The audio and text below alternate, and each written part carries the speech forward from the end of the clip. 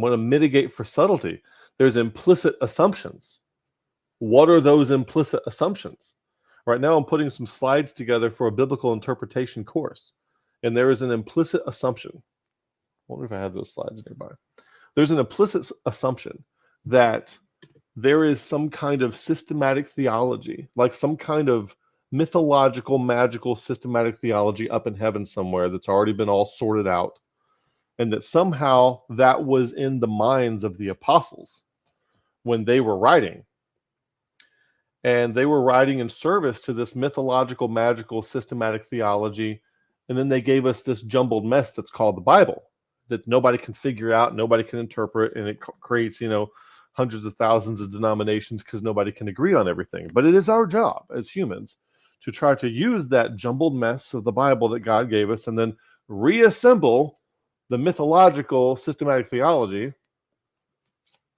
that is up in heaven, kept secret in a safe somewhere, that all the apostles had in their mind and were writing in service to. So whenever somebody says the Bible teaches, that is the underlying assumption. All of that is the underlying assumption. Now, when you hear that assumption, you're like, that's absurd. That sounds stupid. Right, because I brought it to the surface. The reason it's subtle and the reason it works with people is because it's under the surface. It's subtle. People don't know that it's there.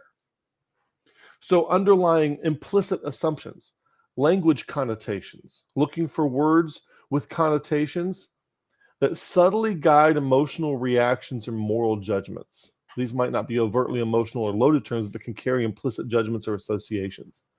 Questioning the frame. You consider what perspectives or alternatives are being excluded when something's being presented to you.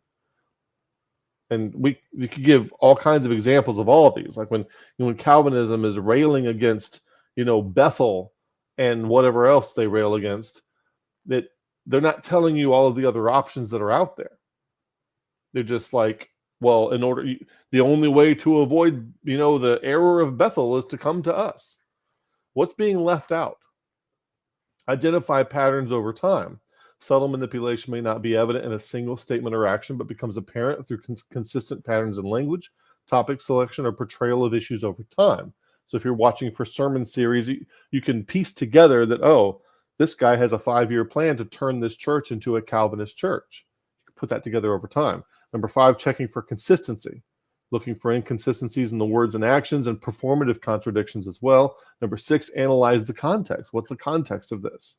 Understand the broader context in which the statements are made can reveal subtle biases and manipulations. One of the things about perspectival awareness and perspectival capacity, which really starts to mature around stage 5, is the ability to zoom in close on an idea and topic and then to zoom in out. And you can zoom in close with data, like the book of the Bible. You can consider all of the information front to back. You can zoom in close and zoom out with regard to space. Like I'm in Baton Rouge. Let me zoom out and see Louisiana. Let me zoom out and see the United States. Let me zoom out and see the Western Hemisphere or the Northern Hemisphere. Let me zoom out and see planet Earth. Zooming in, zooming out spatially, and then time-wise. Okay, I'm right here, right now. Let's zoom out. What did things look like 50 years ago? What will things look like in 50 years? What did things look like 1,000 years ago? What will things look like in 1,000 years? Zooming out time-wise, zooming in time-wise. How am I going to spend my next hour and a half? Okay, where's mankind going to be in the next 2,000 years? See, it's a very different kind of thing just to zoom in and zoom out a little bit. Somebody mentioned the no true Scotsman fallacy. There's emotional undercurrents. Even when not overtly emotional, the way arguments are presented can play on deeper emotional undercurrents or societal fears and aspirations. Identifying these can reveal a subtle manipulative intent. Omission. This is a big one. Notice what's not being said. Subtle manipulation often involves omitting certain facts, perspectives, or considerations that will lead to a more balanced or nuanced understanding. Like opposing perspectives or complementary or supplementary perspectives also. And then audience targeting.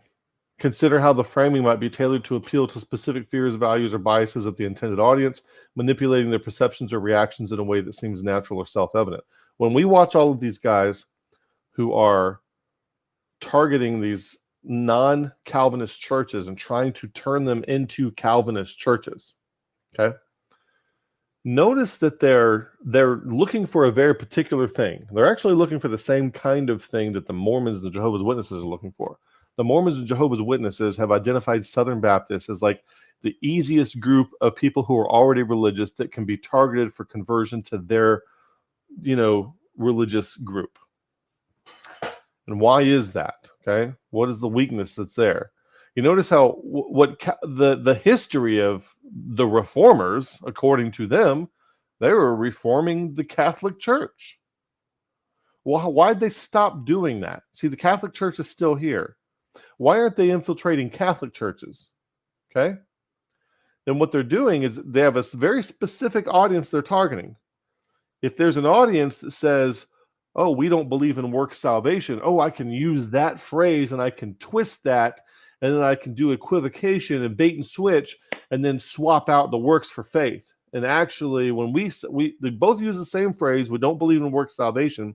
But what you find out the hard way is what the Calvinist really means is they don't believe in salvation by faith, because they say faith is a work, and if you have to have faith to be saved, that's like having to have a work to be saved. Therefore, you believe in works salvation. Therefore, we have to have regeneration preceding faith, or you believe in works salvation.